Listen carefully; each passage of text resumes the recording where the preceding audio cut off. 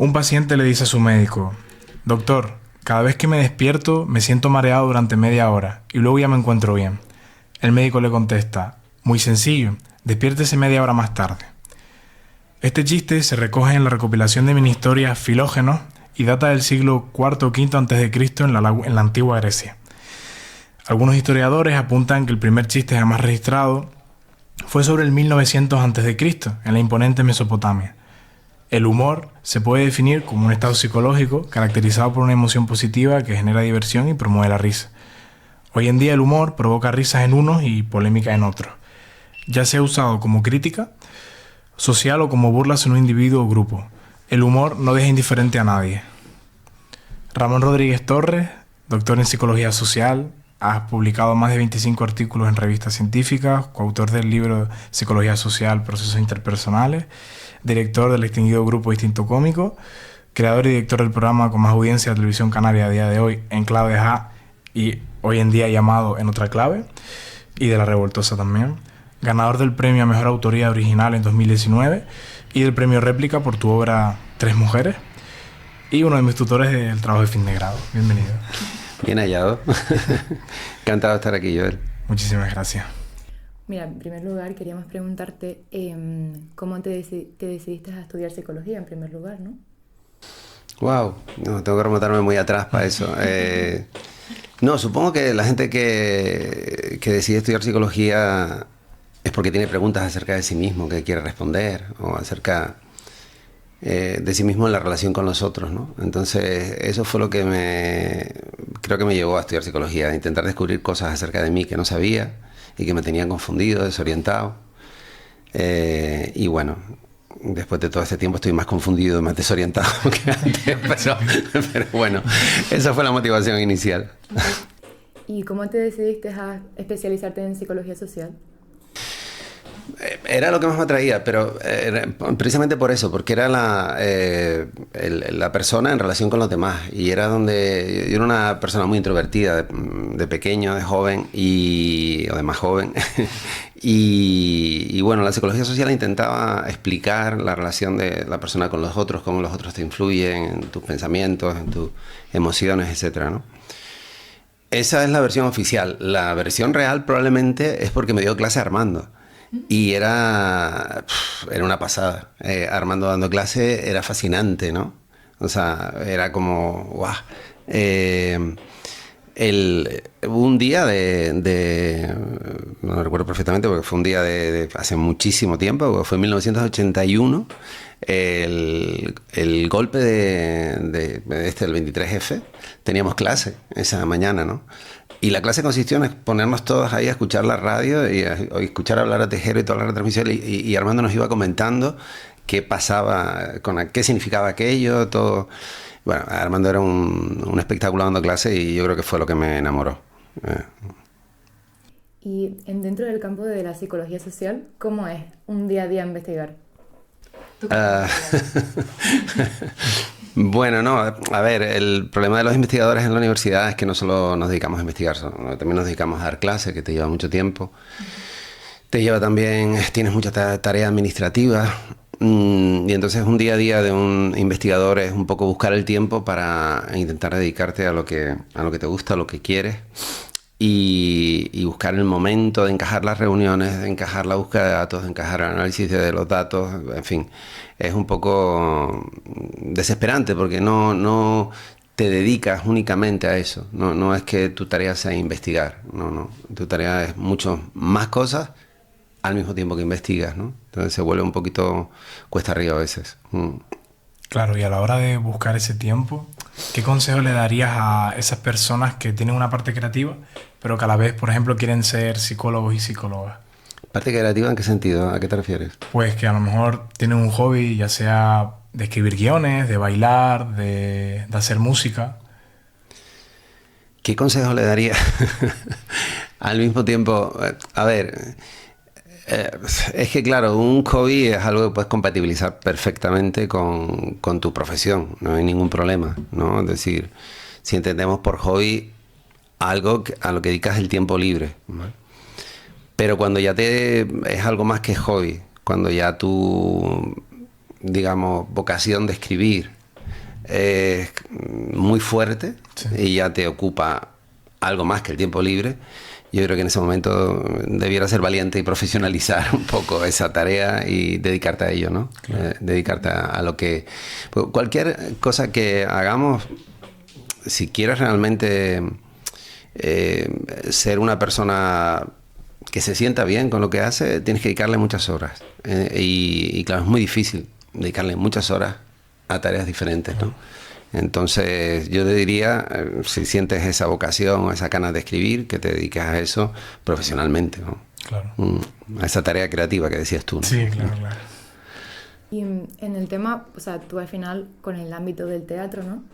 Pues has aprendido muchas cosas, ¿no? Cosas que has podido introducir dentro del campo de la psicología e incluso al revés, ¿no? Bueno, esos aprendizajes que te has podido llevar a los dos campos, así como influenciando. Wow, eso es una pregunta, muchísimas cosas, sí, sí, sí. En ambos casos, ¿no? En ambos casos, quizás más de la psicología al teatro, ¿no? Quizás más allí que del teatro a la psicología. Pero muchísimas cosas. Hay algo en el teatro que es muy importante, que es la capacidad de comprender a los personajes, de no situarte nunca de parte de ninguno, de no juzgar a tus personajes por muy mala que sea la conducta que hace o por muy poco ética. Esa capacidad de ponerte en el lugar del personaje, para eso la psicología me ha venido genial y me ha servido muchísimo. Y es el ejercicio más difícil, el ejercicio de si tienes 10 personajes encima de un escenario, ser capaz de estar en la cabeza de uno, de otro, ir saltando y viendo cómo se relacionan entre ellos. Aparte de apasionante, porque de pronto es como poner en práctica un montón de cosas que tenías en la cabeza que sabías y nunca habías podido ponerlas o hacerlas o materializarlas. Es como muy divertido verlo luego. Es muy divertido y es como muy gratificante. Pues de pronto ambos mundos se unen, ¿no? Hay una teoría en psicología social que dice que el mundo es una especie de gran teatro, ¿no? La teoría de Goffman habla de eso, del mundo como un gran teatro donde todos tenemos nuestros modales, roles, nuestra forma de actuar, incluso nuestro vestuario que habla de nosotros, nuestros modales, gestos, etcétera, ¿no? Entonces, bueno, fue un poco llevar la teoría de Goffman a la práctica a lo bestia, ¿no? Claro. Y como has comentado, aprender al final psicología te ayuda a entender los personajes y los procesos humorísticos a la hora, por ejemplo, de hacer los guiones. Al principio vas intuitivamente, es intuitivo, ¿no? Es decir, ¿qué me refiero? Me refiero que digamos que es lo que dice la gente, que tienes sentido del humor o no lo tienes, ¿no? El nombre que dijiste antes del grupo, Instinto Cómico, se refería a eso. ¿Tienes instinto o no lo tienes, ¿no? Entonces es muy difícil a alguien que no tiene instinto cómico, no tiene esa intuición, tenerla. Es el sentido del humor que habitualmente no decimos, ¿no? Luego ya, una vez en marcha, una vez que has puesto la intuición en marcha, etcétera, ya te dedicas, claro, a darle vueltas y a estudiar y empiezas a ver de dónde viene esto del humor, por qué la gente se ríe aquí, ya empiezas a perfeccionarlo. Y ya empiezas a ser un poquito más consciente de las cosas que antes hacías de manera intuitiva. Y bueno, ha estado bien, ha sido ir enriqueciendo un poco lo que hacía. Y yo mismo también, ir enriqueciendo, ir conociendo más cosas que hacías de manera instintiva. De pronto te das cuenta de que hay una teoría, por ejemplo, de la superioridad. ¿Me ibas a preguntar por eso? Digo. Sí, sí. Hay una teoría detrás. Hay una teoría, por ejemplo, de la superioridad con respecto al humor, que es el humor como arma, ¿no? Como intentar una victoria sobre el otro, okay, ¿no? Entonces intentas como una especie de... algunos autores lo llaman gloria repentina, en el sentido de que de pronto te sientes superior sobre una debilidad de alguien. Esa debilidad obviamente puede ser los chistes, claro, políticamente incorrectos ahora mismo sobre cualquier cosa que tenga alguien que tenga una deficiencia física, por ejemplo, ¿no? Burlarte de alguien. Claro. Pero también, por ejemplo, en el humor político. En el humor político, políticamente juegas a ridiculizar al contrario, sí, o cuando juegas a, no sé, en cualquier tipo de... O sea, ese tipo de cosas que antes hacías de manera... Ya de pronto te das cuenta, espera, estás ridiculizando a este grupo, a esta persona, y no es un buen camino, claro, porque entonces, bueno, intentas buscar otro tipo de caminos para el humor, y ya eso ayuda a mejorar de algún modo, ¿no? Claro. Y en conexión con lo que estabas comentando al final, ¿cómo afecta a ciertos grupos sociales, como puede ser la comunidad LGTBQ? El humor, por ejemplo, ¿no? Como acabas de comentar, al final, con esta teoría de la superioridad, hay y puede haber ciertos grupos, ¿no?, que en otros grupos sociales intenten al final pues sentirse superiores. ¿Cómo les afecta realmente el humor? Mal. Sí, efectivamente es uno de los colectivos más afectados por esto, ¿no? Y tienes que tener mucho cuidado si quieres, si no quieres que el humor genere un daño social, claro, a ese grupo, ¿no?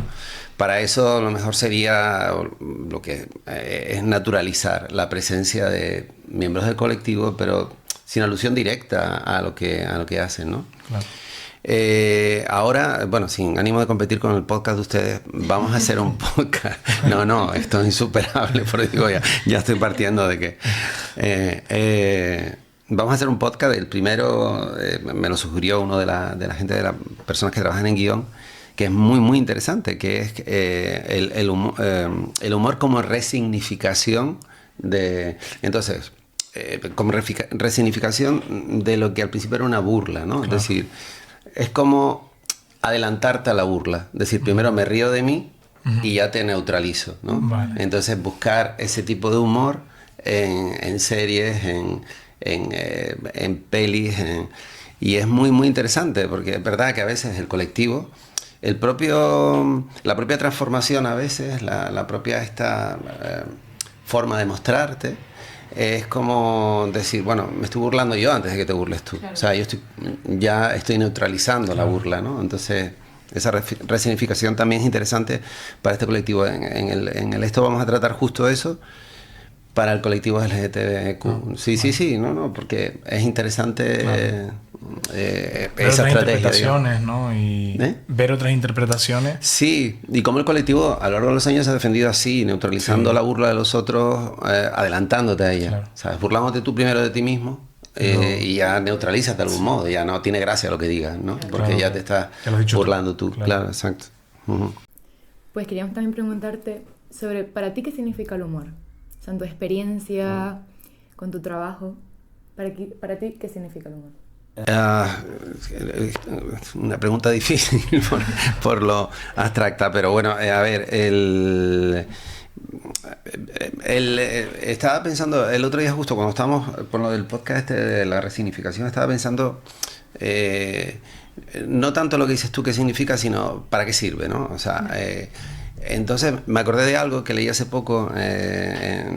También me gusta mucho la neurociencia y vincularlo con el tema de los actores y todo esto, ¿no? Entonces, bueno, hay una cosa que es un poco una incógnita para los neurocientíficos, que es para qué sirve el sueño. Es decir, ¿para qué sirve dormir? ¿Vale? Es decir, pero está claro que si no duermes mueres. O sea, claro, no puedes estar más tiempo. Entonces hay distintas teorías. Una de ellas es como una especie de cosa higiénica, ¿no? Digamos, aparte de que renuevas el líquido cefalorraquídeo, creo, no sé. Bueno, hay un proceso de depuración. Y también dicen para eliminar, no sé, como asociaciones o pensamientos que no son útiles, ¿no? Que no son útiles, que no te sirven y tal. Entonces, el humor quizás sirva un poco por eso. Yo creo que también cumple una función de higienizar un poco las emociones. Bueno, ya sabes, otra de las teorías de esto es la de Freud, que decía que es una especie de catarsis, una especie de liberación. Es decir, cuanto más energía Por ejemplo, en el miedo, cuanto más miedo tienes, más energía psíquica contenida, decía Freud, ¡guau!, más Sí. cuando rompas La liberación. la liberación va, en ese sentido está claro, ¿no? También puede ser una liberación cuando trabajas con juegos de palabras o trabajas con cosas ilógicas o sin sentido, ¿no? También es una liberación de la lógica habitual, ¿no? También te hace sentir libre, ¿no? Con respecto a la lógica a la que tienes que someter tu cabeza, ¿no? Entonces creo que quizás esa sea la función, una especie de oxigenación del alma o del cuerpo, como quieras, y que te ayuda a sobrevivir. Y para mí es tan importante como el sueño, ¿no? En el sentido, por eso hice antes la metáfora, en el sentido de que si no ríes, bueno, sí, puedes vivir, obviamente, pero menos y peor, creo. Creo que tiene una función en ese sentido Reguladora, quizás. reguladora, sí, sí. Claro, porque la pregunta que te quería hacer es si en qué nos ayuda el humor en el día a día, ¿no? Y quizás pues es para eso, ¿no? Para el procesamiento emocional, para regular las emociones. Claro.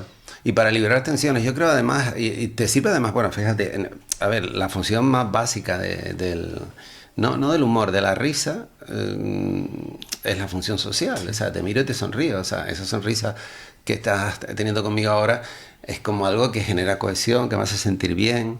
Sí. Entonces, bueno, de pronto una gota de humor en una reunión social puede generar cohesión, puede generar un buen ambiente, puede generar, no sé, yéndome al otro extremo, ganas de vivir, ¿sabes? Y sí, ganas de seguir en esa reunión y ganas de seguir relacionándote con los otros. Yo creo que es eso, no sé dónde he ido esto de lubricante social, pero puede ser una especie de lubricante social, ¿sabes? Que está muy bien, esa es la función que cumple y completamente necesaria, claro. ¿Vale? Completamente necesaria. Y más hoy en día quizás, ¿no? Para cómo están un poco las cosas a nivel social, el humor quizás puede servir un poco de... Claro, conector. sí, ahora mismo, sí, ahora en este momento de polarización extrema entre posturas, políticas sobre todo, claro, pero fíjate que el humor político que se hace es el que te decía al principio, el de superioridad sobre el otro, ¿no? Claro. El de ir a darle caña al otro, ¿no? Claro. A intentar establecer esa superioridad moral o lo que quieras sobre el otro grupo o sobre la otra persona. Y es la peor quizás, ¿no? Es la peor que podríamos emplear si lo que quieres es generar cohesión, claro. Y aparte de eso, o sea, ¿tú crees que realmente el humor puede... ¿crees que puede ayudar más a eliminar los prejuicios o a mantenerlos? Y también en el sentido de que si crees que el humor podría ayudar como a deconstruir esos estereotipos que existen, por ejemplo,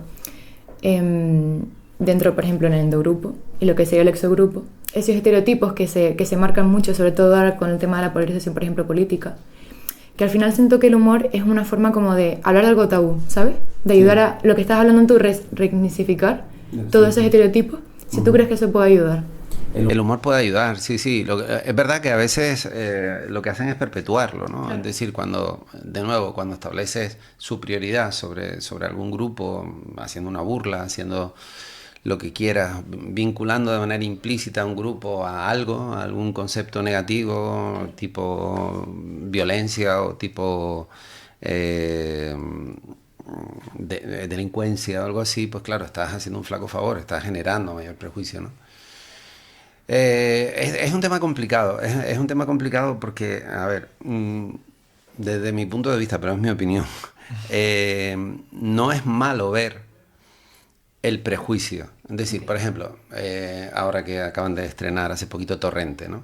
No es malo ver a Torrente, o sea, no es malo ver esa caricatura, ¿sabes?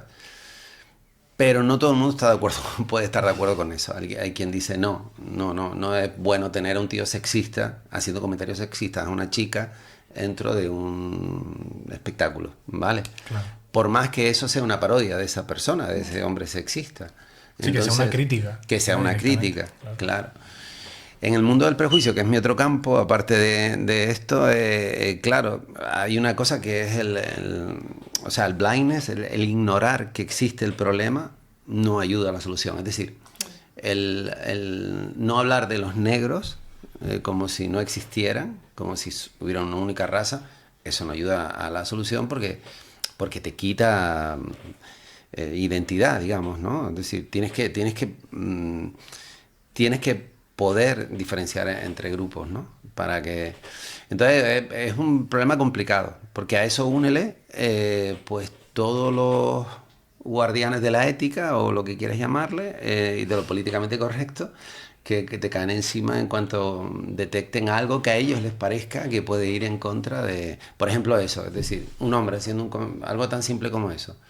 Tú quieres, imagínate en uno de estos programas de tele, tú quieres poner a un hombre haciendo comentarios sexistas sobre una mujer, y probablemente mucha gente dirá, eso no lo puedes hacer en una tele pública porque está fomentando el prejuicio, ¿no? Desde mi punto de vista, no. Desde mi punto de vista, no lo está fomentando. Si dejas en ridículo a esa persona. Claro, si haces un contexto y en un contexto específico. Claro, si lo dejas en ridículo, debería... Porque no sacarlo, no decir esto existe, creo que es el color blindness ese que decía antes. En este caso sería otra cosa. Estás ignorando que existe un tipo de persona y un tipo de problema en la sociedad, y eso no es bueno. Me parece que el teatro, la tele o la ficción en general debería mostrar qué es lo que ves en la sociedad, ¿no? Claro. ¿Qué es lo que hay en la sociedad? A mí eso me hace preguntarme, que es algo que yo pienso mucho, si realmente el humor, sobre todo, se define, o lo que más importa es de la persona que lo percibe, ¿no? Es decir, si la persona que percibe el humor tiene, podríamos decir, la suficiente madurez como para entender que eso es una parodia y no algo a replicar, quizás no habría tanto problema, ¿no? Si la persona que entiende el humor, si la persona que lo recibe, dice... Sí, es decir, si quizás el problema está no tanto en el humor en sí, sino en cómo se percibe su humor y los procesos mentales que tienen ciertas personas, a lo mejor, que en vez de ver una ridiculización de un comportamiento, ven algo a replicar, ¿no? Sí, yo ahí distinguiría entre lo que es el público que consume ficción, torrente, etcétera, lo que tú quieras, ¿no? O un programa de tele, y lo que es el que toma distancia. Es decir, ¿y quién puede tomar distancia? Pues alguien que no sea el público, es decir, alguien que se dedique a la tele, alguien que se dedique a la ficción, alguien que se dedique al periodismo, alguien que se dedique a la psicología. Entonces, vamos a diferenciar unos de otros, ¿no? Yo creo que el público es súper inteligente. El público ve cosas que normalmente ni siquiera los actores ven hasta que no llegan al público. Claro. El público les ayuda a entender lo que están haciendo, porque es el público el que... O sea, es como si cuando el público entrara en un teatro aumentara el CI varios puntos, ¿sí? Entre todos generan una especie de mente colectiva y entienden perfectamente las ironías, entienden perfectamente lo que estás haciendo, etcétera, etcétera.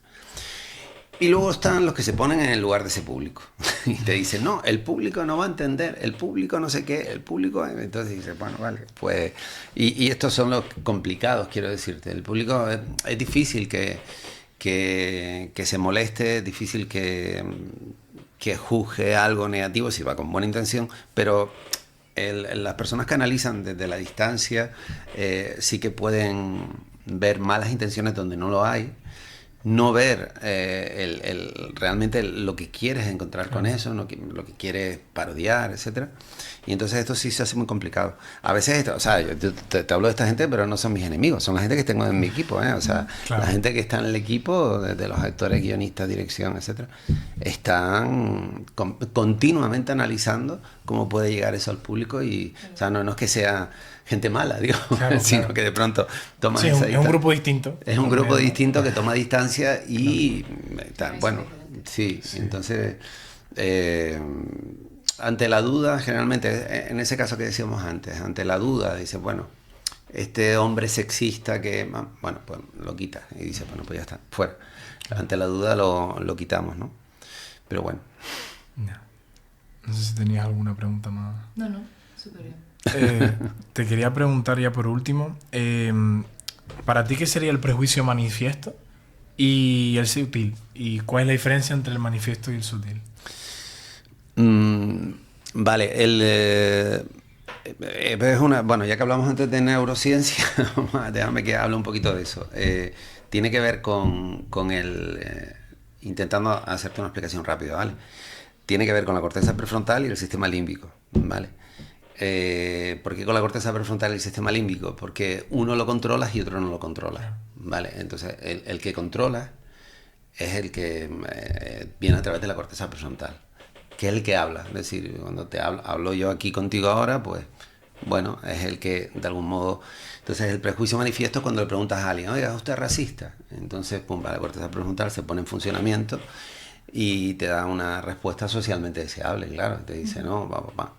¿Y usted los gitanos le molestan? La corteza prefrontal responde, etcétera, etcétera, ¿no? Y luego está el sistema límbico. El sistema límbico ya no es tan racional, es más emocional, ¿vale?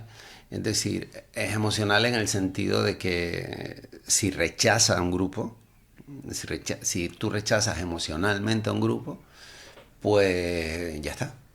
Claro. Entonces, claro, a veces te enfrentas a esa disyuntiva, a que tu sistema límbico ha rechazado a un grupo. A veces lo rechazas sencillamente por ser distinto. Al ser diferente, te genera lo que sea dentro de ti y eso te provoca rechazo y no te gusta, ¿no? Entonces te enfrentas a no me gusta ese grupo, claro. Tengo que dar una respuesta socialmente deseable. Entonces cuando estudiamos el prejuicio nos encontramos con eso, que ir a por el prejuicio manifiesto, a no ser que sea un prejuicio muy extremo, ¿sabes? Que realmente tú claramente declares a todo el mundo odio a este grupo, fuera, inmigrantes, en fin, lo que sea. A no ser que sea eso, sí. Es como coger agua con las manos, es decir, se te escapa porque la persona te va a decir siempre la respuesta socialmente deseable. Entonces, claro, tienes que ir a por el sutil, a ver qué es lo que siente la persona, es decir, cuál es la respuesta emocional, ¿no?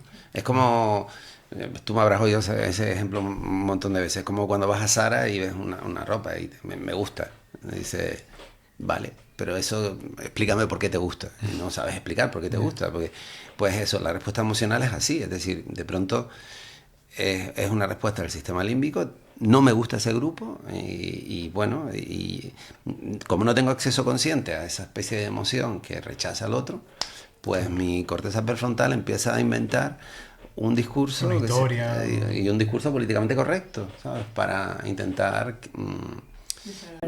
claro, y mantener una imagen positiva delante de los demás. No está bien que tú entiendas que esto, que lo otro, que tú eres racista o... Claro. Sí, ante esa disonancia que hay un relato coherente, ¿no? Sí, claro, generas un relato coherente, racionalizas un poco eso y ocultas ese deseo. Entonces, claro, la psicología hemos tenido que inventar formas de medir eso de manera implícita. Una de ellas es aunque no todas las medidas de deshumanización son así, la de infrahumanización, que fue la primera que estudiamos aquí, que es a través del tipo de emociones que te suscita el grupo, ¿no? Emociones o sentimientos y tal. Es muy sutil y ahí sí puedes ver más claramente si la persona tiene algún tipo de prejuicio escondido o algo así, o es su respuesta más emocional, ¿no? Claro. Esa es un poco la idea. No sé si tú tenías alguna... No, simplemente quería preguntarte, o sea, he visto tu línea de investigación y he visto que tratas mucho el tema de la deshumanización, lo que estabas comentando tú antes.